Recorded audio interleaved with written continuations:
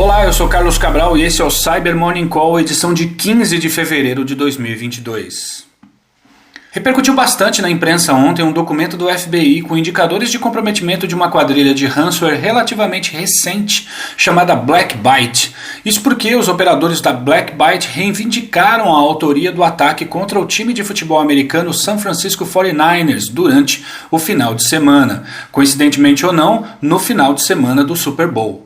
Segundo o FBI, em novembro de 2021, o Black Byte havia comprometido vários negócios nos Estados Unidos e fora do país, incluindo entidades de pelo menos 3 setores críticos: instalações governamentais, companhias do setor financeiro e empresas da área de alimentos e agricultura.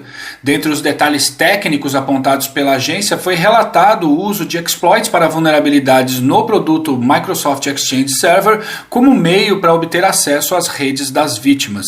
Uma vez dentro, ocorre o tradicional em ataques de double extortion. Os criminosos empregam diversas táticas e ferramentas para se movimentar lateralmente na rede e aumentar os privilégios antes de extrair e criptografar os arquivos da vítima.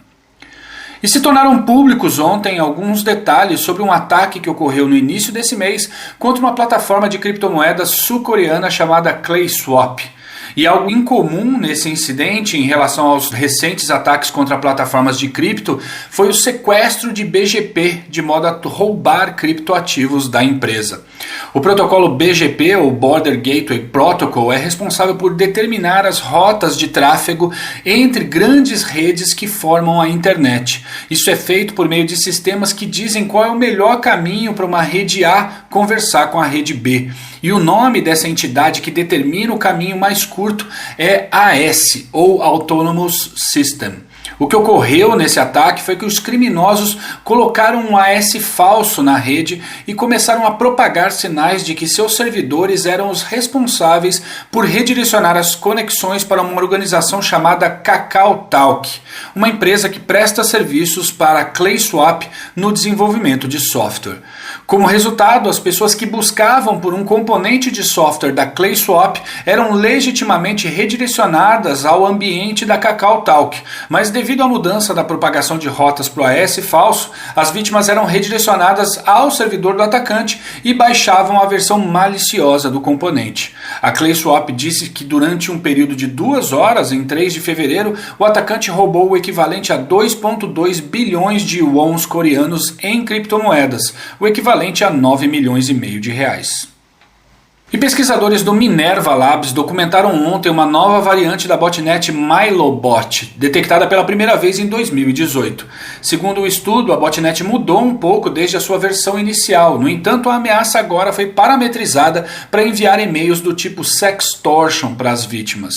Esse é um tipo de extorsão em que pessoas recebem uma mensagem dizendo que o atacante tem provas de que a vítima consome pornografia online e que irá publicar essas evidências caso não ocorra o pagamento de um resgate. Para dar uma aura de verossimilhança ao ataque, na mensagem é comum a vítima receber alguma informação que reconheça como sua, por exemplo, uma de suas senhas. Geralmente esse dado é coletado de vazamentos recentes e não quer dizer que a história que o atacante conta é verdadeira. A descrição da Milobot feita pela equipe da Minerva detalha 6 estágios de infecção até instalar o módulo que envia os e-mails. No entanto, a ameaça possui a capacidade de instalar módulos adicionais, o que levou os pesquisadores a desconfiarem que essa campanha faz mais do que ataques de sextortion, deixando uma porta aberta para que os atacantes conduzam outros ataques. E pesquisadores da Morphsec publicaram um relatório ontem com uma análise de uma nova campanha do Babadeda, uma ameaça com foco em pessoas que fazem parte de comunidades de criptoativos no Discord, sobretudo gente que investe em NFTs. Segundo os especialistas, os operadores da ameaça usam sites falsos com a temática dessa comunidade para persuadir as vítimas a instalarem aplicações maliciosas em seus computadores. Adicionalmente, eles puderam confirmar o uso de técnicas de DLL sideloading, as quais permitem que uma DLL maliciosa se passe por uma legítima. Isso não é novo, mas segundo os pesquisadores que assinam o estudo, seria um indicativo de elevação na sofisticação da ameaça, o que poderia dificultar sua detecção por ferramentas de segurança. E o Google publicou ontem uma nova versão para o Google Chrome, a 98.0.4758.102. Nela foram corrigidas 11 vulnerabilidades de segurança. O destaque vai para a falha catalogada como CVE 2022-0609, uma vulnerabilidade um tanto misteriosa por enquanto, pois até o momento em que eu fechei o roteiro desse episódio, lá pelas 7 da manhã, ela não estava listada em fontes oficiais como o National Vulnerability Database do NIST. Nesse momento só é possível saber que se trata de uma falha de Use After Free em um componente do navegador chamado Animation. Mas o importante é que o Google diz que tem o conhecimento de que essa falha está sendo explorada em ataques, então vale a pena checar se o seu navegador foi atualizado para a nova versão, repetindo a 98.0.4758.102.